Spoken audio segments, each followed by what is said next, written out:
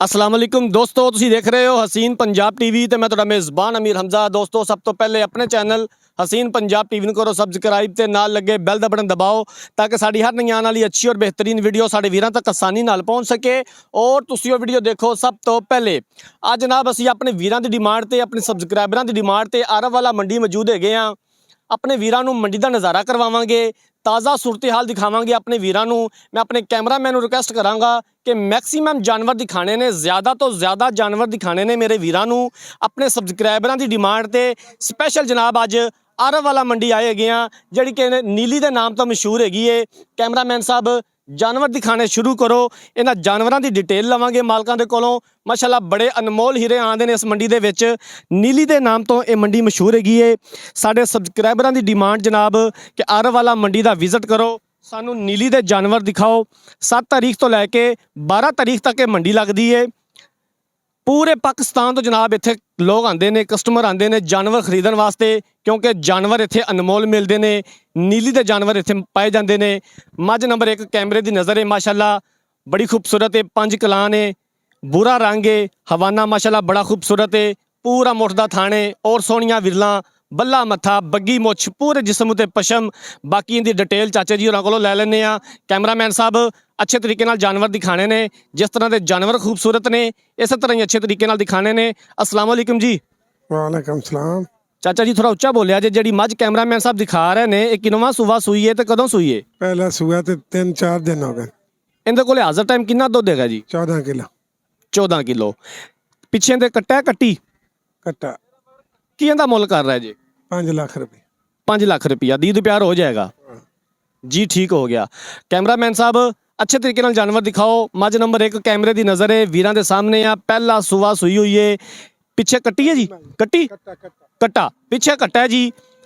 5 लाख रुपये की डिमांड कर रहे हैं, दीद प्यार हो जाएगा। मझ नंबर 2 कैमरे की नज़र है, स्याह काली, चिट्टियां अखां, पूरे जिस्म उत्ते पशम, हड्डी चंगी। पहला सुआ सूई है, थन मोटा लग्या होया है और माशाल्लाह खूबसूरत है।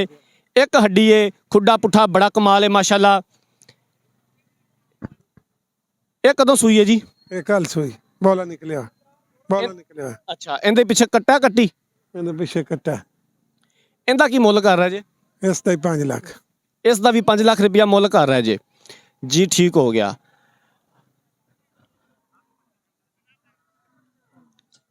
स्याह काली मुश्की झोटी, चिट्टियां अखां, पूरे जिस्म उत्ते पशम, हड्डी चंगी माशाल्लाह। झोटी दी कद चंगा है। पहला सुआ सूई है।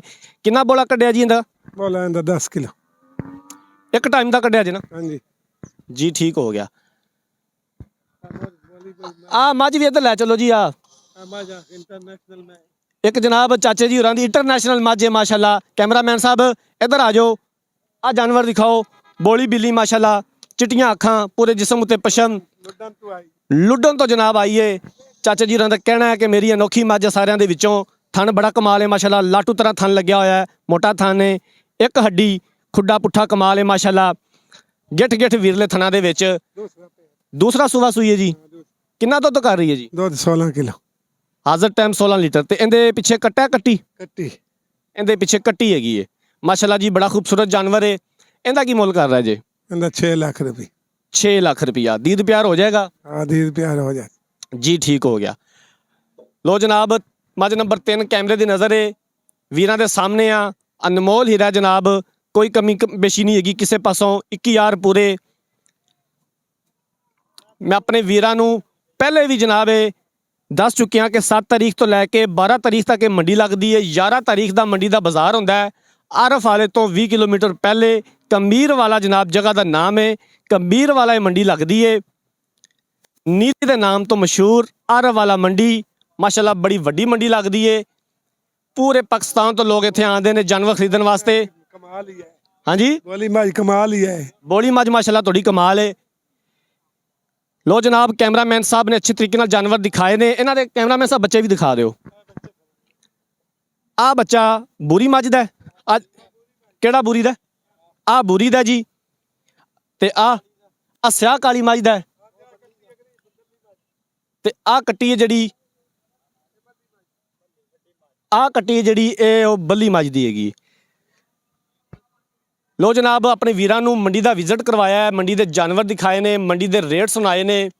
ਪੂਰੀ ਡਿਟੇਲ ਦੱਸੀ ਆਪਣੇ ਵੀਰਾਂ ਨੂੰ, ਆਪਣੇ ਵੀਰਾਂ ਦੀ ਡਿਮਾਂਡ ਪੂਰੀ ਕੀਤੀ ਏ।